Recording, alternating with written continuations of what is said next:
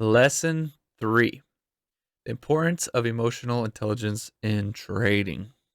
So, emotional intelligence refers to the ability to understand and manage one's own emotions as well as the emotions of others. High EI is important in trading because it helps traders make rational decisions in the face of market volatility and uncertainty. Some ways to improve EI include practicing mindfulness, seeking feedback from others, and learning to manage stress effectively.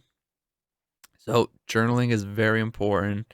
You need to understand how you were feeling, your reasoning behind your trading, so you could look back and be like, okay, this is what I thought was going to happen. I had this and this in place, and that actually did happen. Or if it didn't happen, was there anything you broke in your system? What would have made sure you didn't take this trade, but you were emotional and got into that trade? So, journaling is very important in this entire process and in life. So, I showed you guys my trading journal. I have a daily prompt journal, so it'll give me a topic to journal on.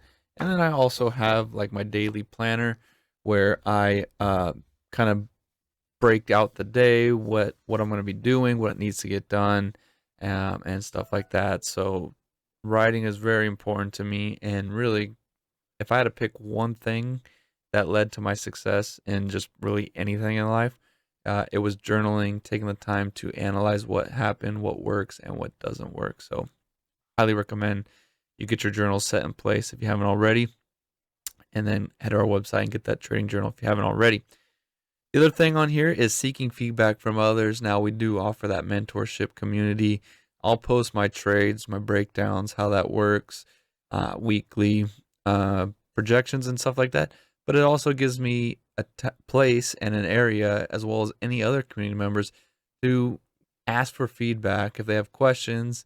Myself or any of the other any of the other mentees will be able to work with you and help you get past those if they're, a couple steps ahead of you. So that community is really awesome. If you haven't joined that already, highly recommend.